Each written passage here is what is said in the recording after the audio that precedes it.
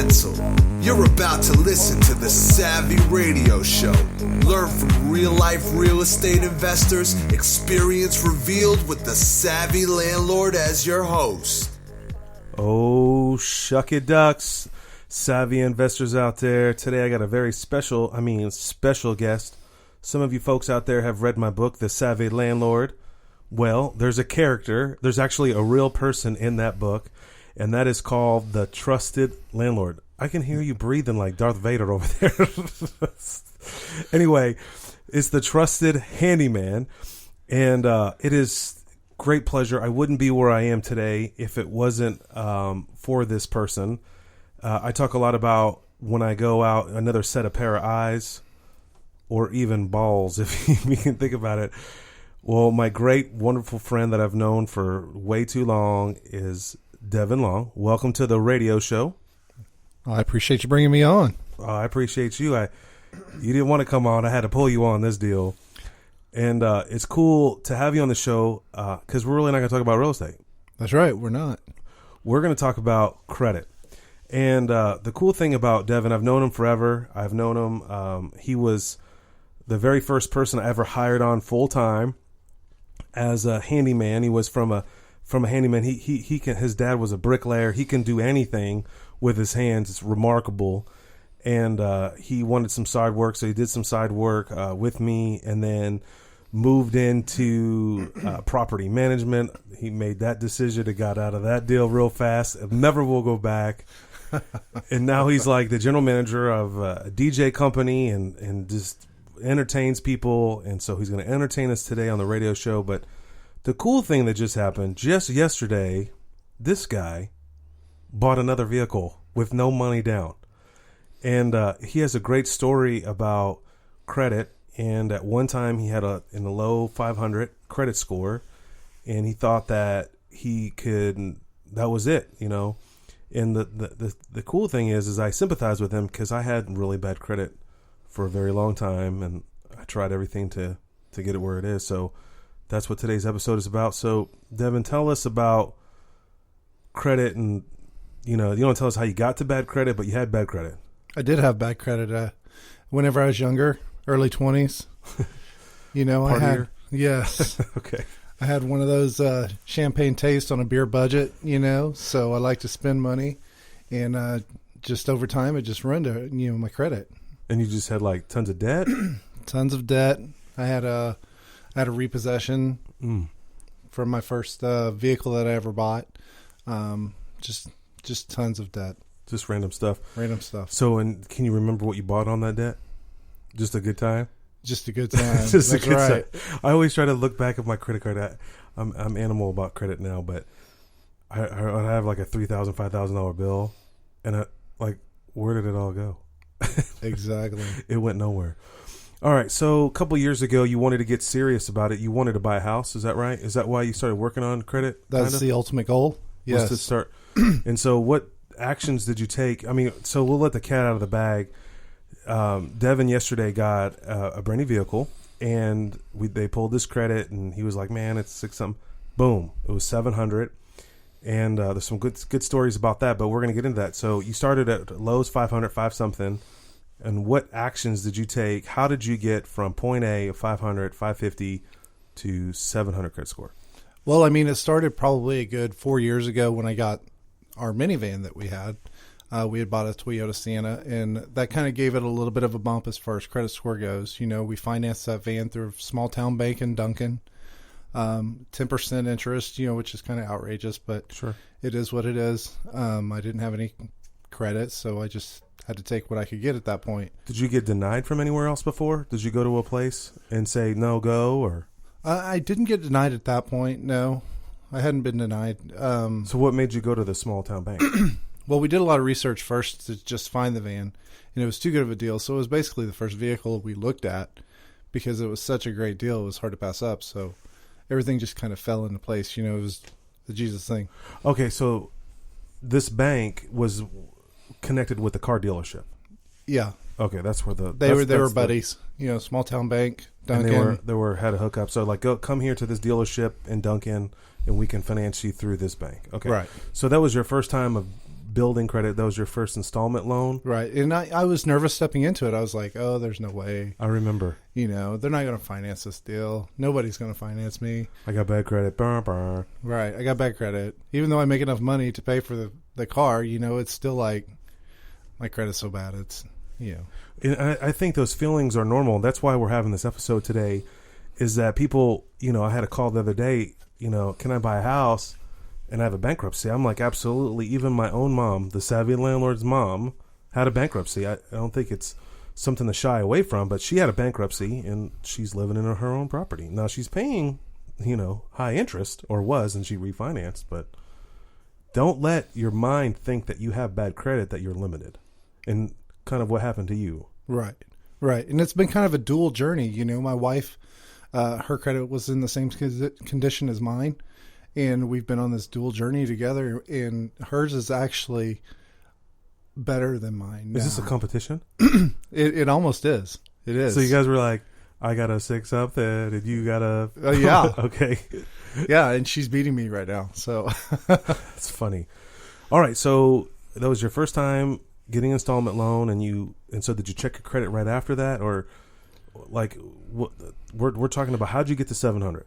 Well, you know, they always tell you whenever you go onto the lot and they get your financing, whenever you sign the papers at the bank, you know, they tell you when you're buying a car, hey, your credit's, you know, that's why your interest rate is this, because your credit is crappy. Right, true. In other words. Okay, so at that bank, that when you got that Duncan loan for your Toyota Sienna, you got, what was their credit score then? That's when it was in like the 560s. Okay. And they were like, was there any contingencies? Did they make you feel bad? Well, since you're, you know, we're going to rape you 10%. I had to put, it was 10% interest, and I had to put it like we put like $1,000 down. Okay. So you had to scrape up the cash, come up with $1,000. So then you got your car loan. Now you never missed the... Never missed a payment. Paid the car off. Okay. Took us 3 years. Okay. To pay it off. Well, we decided it was time for another vehicle because our second car was...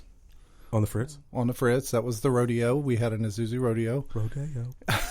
And it decided to go on the Fritz, so it was time to look for another vehicle. Still, credit was a little better. It was maybe low 600s at that point. Were you still insecure at this time? I was still insecure, absolutely. Okay. You know, low 600s, that car loan did not improve it as much as what I thought it would. So when you checked so you're looking for this other vehicle now. Did you pull your credit before you went and looked at another vehicle? Nope. I just went on hope and a prayer. So you assumed that you had a low credit? Yes, but then whenever they went to pull it so we could do the credit on the vehicle. On which one? On the new truck that we had bought. The red one. Okay, the red cool. one to replace the Rodeo. Okay, cool. Whenever they pulled it to, you know, see if we could get a loan or whatever it was, you know, that's when I found out it was low 600s still. I still got beat up on the interest rate. You know, it was about 10%. But you bumped up a little bit. I did go through the same bank. I went through the Duncan Bank to get that loan as well. Just because I had a relationship with them, I figured it would be easy. Okay. So I took the easy route. So you called them, and then they wrote you a loan. Yes. Duncan Bank got 2 deals. Through the phone. So you called them up, and you thought this was easy, difficult? Were you bummed at the 10% again? You know, the bank put a lot of limitations, I guess, on it. They were like, it has to be under this many miles, under this amount of money, and so on and so forth. You know, so it wasn't super easy because I had certain parameters that I had to stay between. Now, did you call them first and say, I'm about to buy a car? Or did you find the truck first? I did. I called the bank first and kind of said, I'm looking for another vehicle. That's whenever they laid out the parameters for me. Okay. And then... do you remember what those parameters were, kind of? I know. Well, I mean, basically it was a pricing versus mileage. They had to balance each other out. So if it was high mileage, it'd have to be a newer car.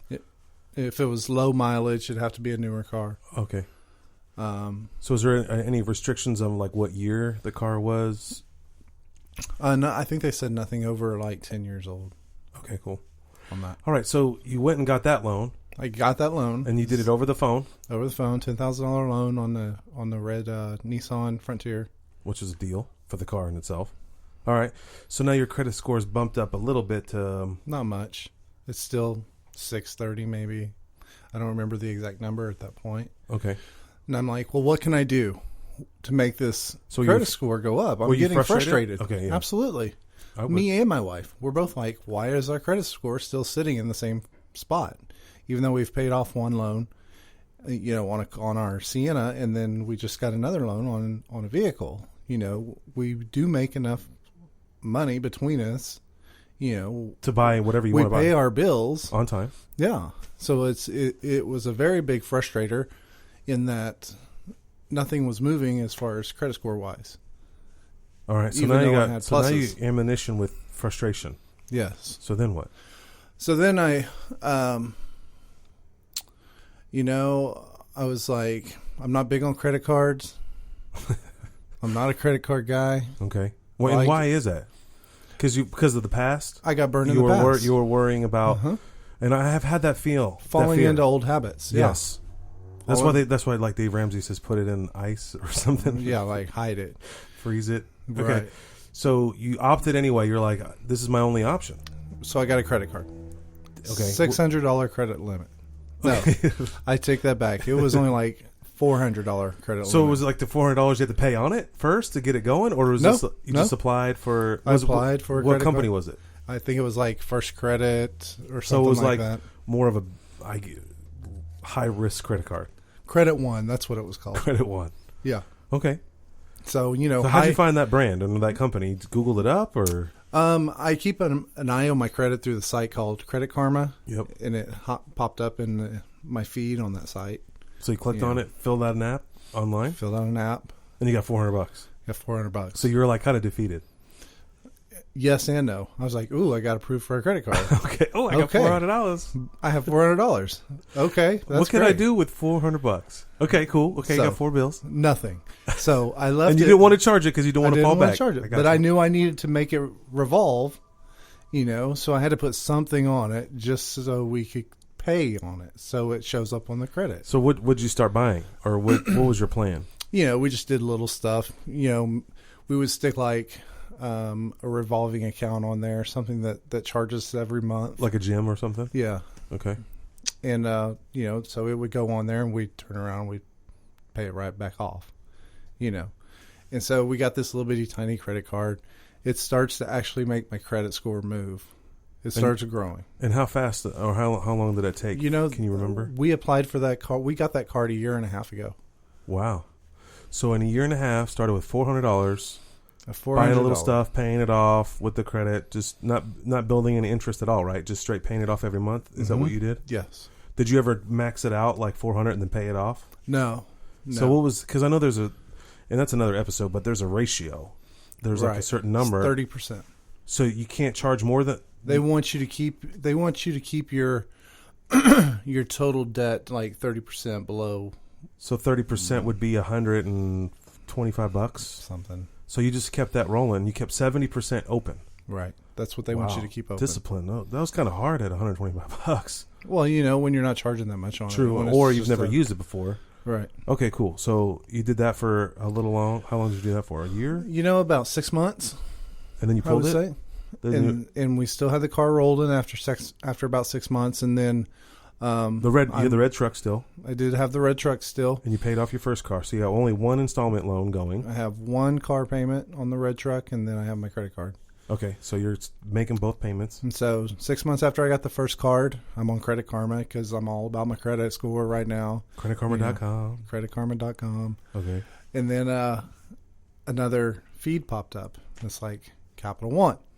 Ooh, one Like- credit card. Now we're going to go get 2. I'm like, okay, Capital One. This is Class A credit. I'm like, no annual fee. I can put the first credit card in the lockbox, just let it sit, put it on ice, and we can use the Credit One or the Capital One. Okay, So I applied for the Capital One, and then all of a got sudden, approved. for how much? It started at $700. Okay, that's so not bad. So it almost doubled. The Okay, first card. these I'm are like, baby steps. Cool. It's baby steps. They're working. This whole process has been a baby step. Okay, so you got $700. Then you do the same thing again. Same thing again. I move all my Groceries, gym and Six Flags membership and all that stuff over to the credit card. and then every month you And just we're pay it paying off. it. Right. Okay. So about a month later, I'm on Credit Karma again, a Discover card pops up in my feed. Oh I'm no. like, okay, That's the Discover card. this is actually a better story than I thought this was going to be. We're Some- on 3 cards now. So I'm like, well, let's just see. I'm like, what's it going to hurt? Exactly. That's I'm my like, motto. What's the worst yeah. thing that could happen? They deny me? That's right. They tell me no. I can fall back on my wife's score, which is slowly improving because she applied for a Capital One card. And her name, In and her name. and her social and all, Uh-huh. and she's doing the same thing. So you're both rocking this deal. This Right. is where the competition comes in. Okay. Yeah, this is where the competition comes in. All right. So you Discover, fill out the app. I fill So out is that the what app. you're doing up there all day, filling out applications? No, I'm just playing. No. All right. So, So Discover card, boom, it's approved. ooh, how much is this one? 1,400.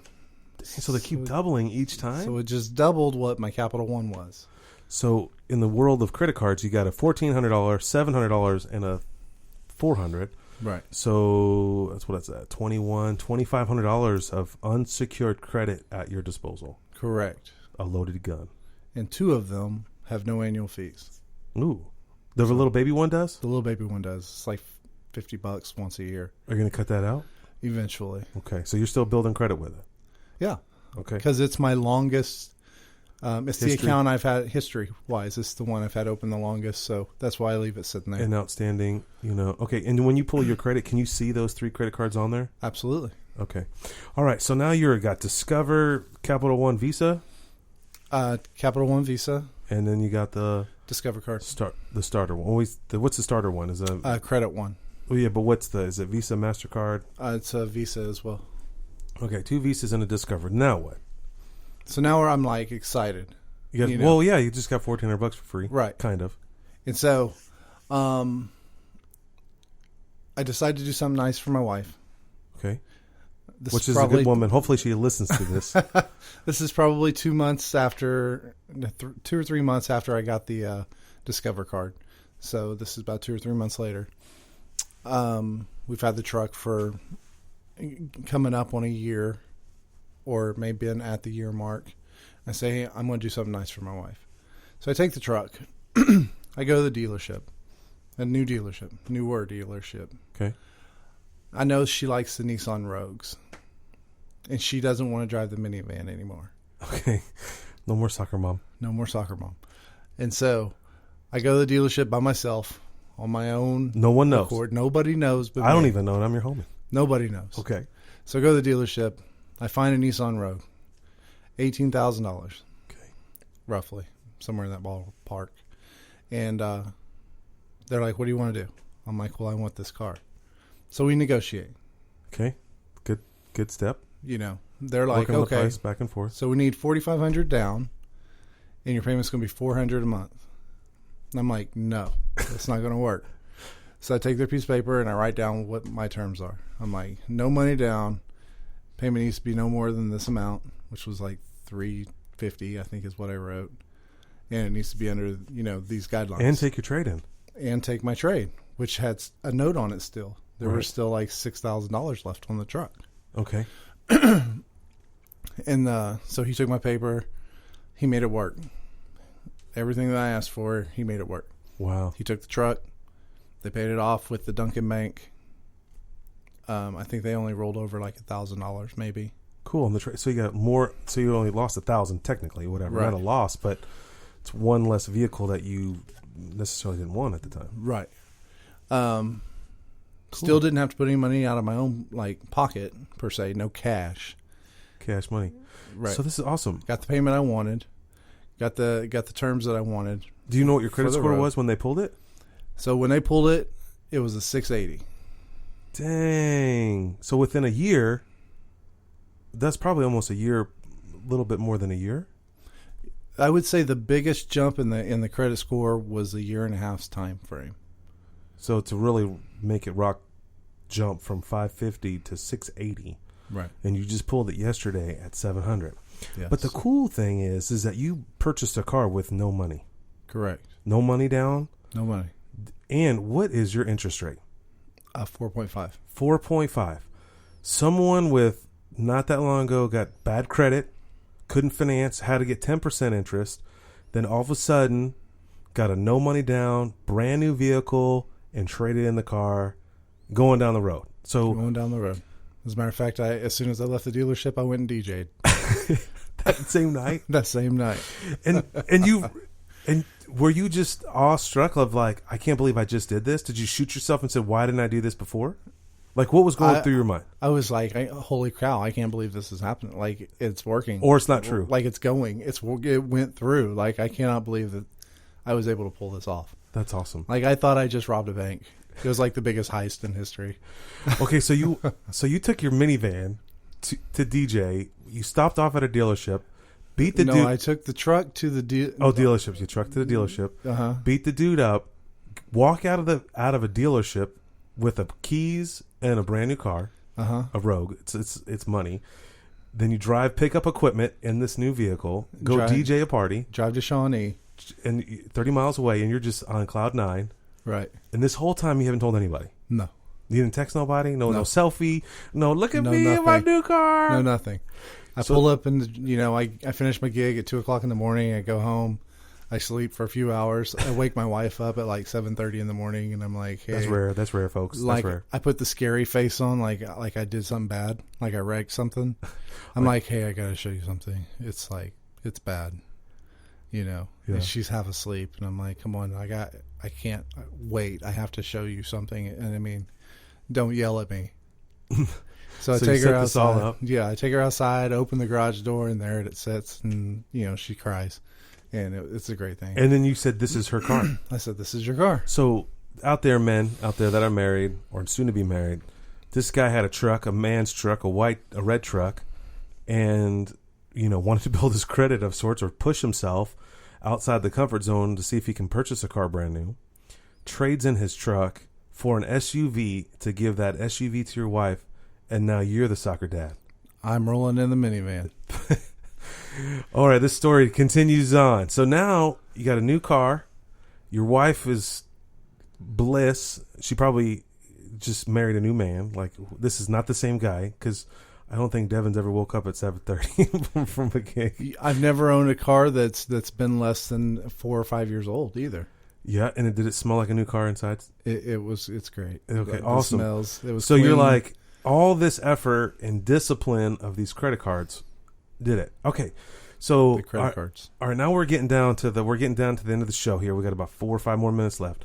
So then, balls out, your original Toyota Sienna, your daily driver, my 2004 Toyota Sienna Workhorse dies. The transmission goes out on the freeway on 5 o'clock traffic. Well, the first time it goes out is on my way to a gig, or on my way home from a gig. Ooh, yeah. So we get it back to the house. I do a self repair. I patch it up a little bit. Yeah, it rolls for about 3 or 4 weeks, I guess, a month, and then it just died on the way to a gig. All right, so now you have a good credit score of 680, and then what happened? So then you're like, so I'm like, okay, we're stuck. The Workhorse has died. We had to put a bullet in the brain. It's a broken leg. It's time to bury it. No glue. So I'm like, what are we going to do? We're going to fix it. We're going to get another one. Well, I just say we're going to get another one. So I search online. I'm doing my searches. I run across a great deal. It's a 2006 Toyota Sienna. Okay. Mean looking machine. Mean machine. Fully loaded. With everything. Okay, DVD in the bag, nav, and all that jazz. $6,800. I'm like, I can't pass on this. It's a Toyota Sienna. These things run forever. Okay, well, so then what? Did you pull your credit this time again? You knew you were going to go find. And this was I never pull my credit ahead of time. Okay, good. I'm that guy. I'm just going to walk in guns a-blazing. All right, so you found this car on a big dealership. It's one of the largest dealerships in Oklahoma City. It was Bob Howard. Okay, and you roll in there. Already get guns blazing. This is what I want. This is what I want to do. And we're going to test drive it. We drove it around. It sounded great. Ran great. No pull in the steering wheel. Everything it ran like a workhorse. This time, are you solo again? It was great. Or did you bring your wife? No, I had my son Jacob with me. Okay. So 2 boys out there. 2 boys. Hustling with the dealership. So you're driving this deal around. Then, so you want to buy it. So then let's get down to the So credit. I want to buy it. I'm ready to buy it. He's like, well, what do you want? I'm like, well, let's take about like $500 off of it. He's like, well, I don't know if I can do that because we've already dropped it down as far as we can go. You know, it's here in like another week, it's going to auction. So this is basically what it is. Yeah, we're like desperate to get rid of it. And I'm like, okay, fine. I said, well, I have a broke down minivan. I want you to take that off my hands too. He said, what do you want for it? I said, give me $1,000 for it. Broke down transmission. You got to tow that deal in. We had to tow it in there. Transmission does not work. Like you turn the engine on and the transmission just whines like nobody's business. Okay, so you basically hustled them down $1,000 because that car was worth nothing to you. Pretty much. And you check the transmission was like $4,000 to fix it. Right. The minivan was probably worth $4,000 running. Right. Okay. So then we get into the office. We sit down. We're working out negotiation deals. He's like 24 months, this and that. And I'm like, no, we're not going to do that. This is where I want my payment to be. It's going to be, $200 a month. That's what I want it to be because I'm paying for a Nissan Rogue, on the flip side. $500 a month. Okay. Right. So I'm at $500 a month. And so we get the terms worked out. Before that, he pulls my credit, and he asked me. He goes, "Well, what do you think your credit is?" I said, "I think it's like a 680." I said, "My wife's is like a 680, 685." So he goes back to check it and pull it, and he comes back. He's like, "Dude," he's like, "You got a 700." Congratulations. And he said, "And your wife's is at that or better." Oh, you lost. He's like, "So you can pretty much do what you want." So you can buy whatever you want. And pretty much. So you buy this minivan. Again, another car with no money down. I mean, you walked out of the dealership with the keys in your hand. Yes, and the thing that shocked me the most was, I'm sitting down with the finance officer and we're doing the paperwork, and they're like, normally a person would need to bring in proof of their residence, proof of their income, 1099 or W-2s, paycheck stubs, all this different kind of jazz.